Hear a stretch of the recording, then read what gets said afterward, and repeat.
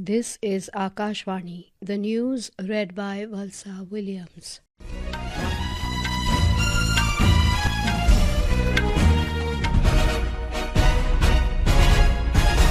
Prime Minister Narendra Modi will reply in the Lok Sabha today to the discussion on the motion of thanks to the President's address. Parliamentary Affairs Minister Kiren Rijiju in a social media post informed that Prime Minister Modi is expected to reply at 5 p.m. in the House. The discussion on the motion of thanks began yesterday in the Lok Sabha. Mr. Rijiju also hit out at the leader of the opposition and Congress leader Rahul Gandhi, saying that he keeps on talking about SCs, STs and OBCs, but fails to recognise the biggest face of OBC community, which is Prime Minister Modi himself.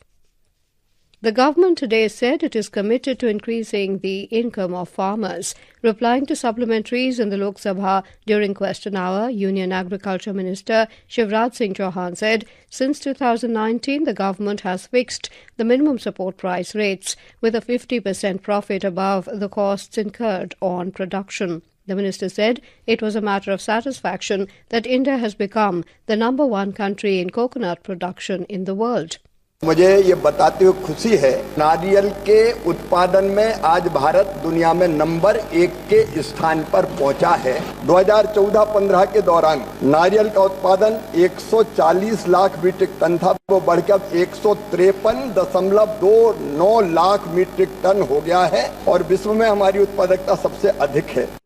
Meanwhile, in the Rajya Sabha, the Deputy Chairman Harivansh rejected the adjournment motion moved by some opposition members demanding discussion on the Mahakumbh incident. External Affairs Minister Dr. Jaishankar today called out the selective criticism of terrorism and major conflicts around the world.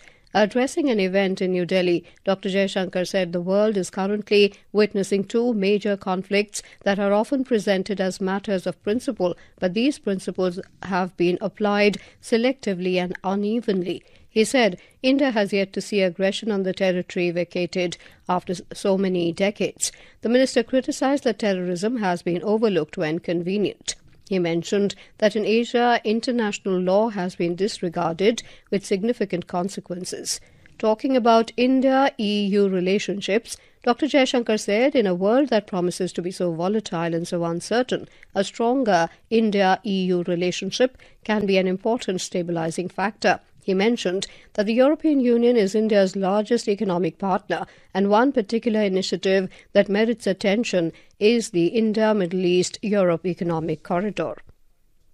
King of Bhutan, Jigme Khesar Namgyel Wangchuk took a holy dip at the Triveni Sangam at the ongoing Mahakumbh Mela in Prayagraj today.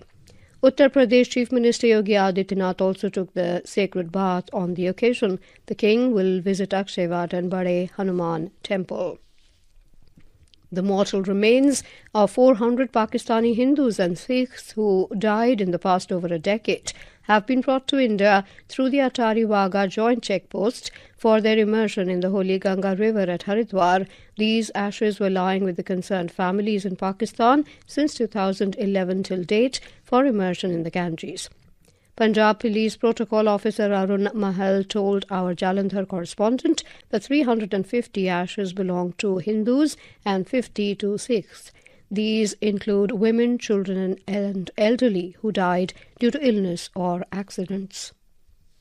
China today announced retaliatory measures in response to U.S. President Donald Trump's 10% tariff on Chinese imports. China's Ministry of Commerce said it will impose retaliatory tariffs on a raft of U.S. products. The countermeasures include a 15% tax on coal and liquefied natural gas imports from the U.S., crude oil, agricultural machinery, pickup trucks and large engine cars will face a 10% tariff. India has contributed $37.64 million to the United Nations regular budget for this year, securing its place among the 35 member states honoured for timely and full payment of their dues. Benchmark domestic equity indices Sensex and Nifty were trading with gains of around 1% in afternoon trade today, tracking a recovery in Asian markets fueled by US President Donald Trump's decision to delay tariffs on Mexico and Canada for another month. And with that we end this news bulletin.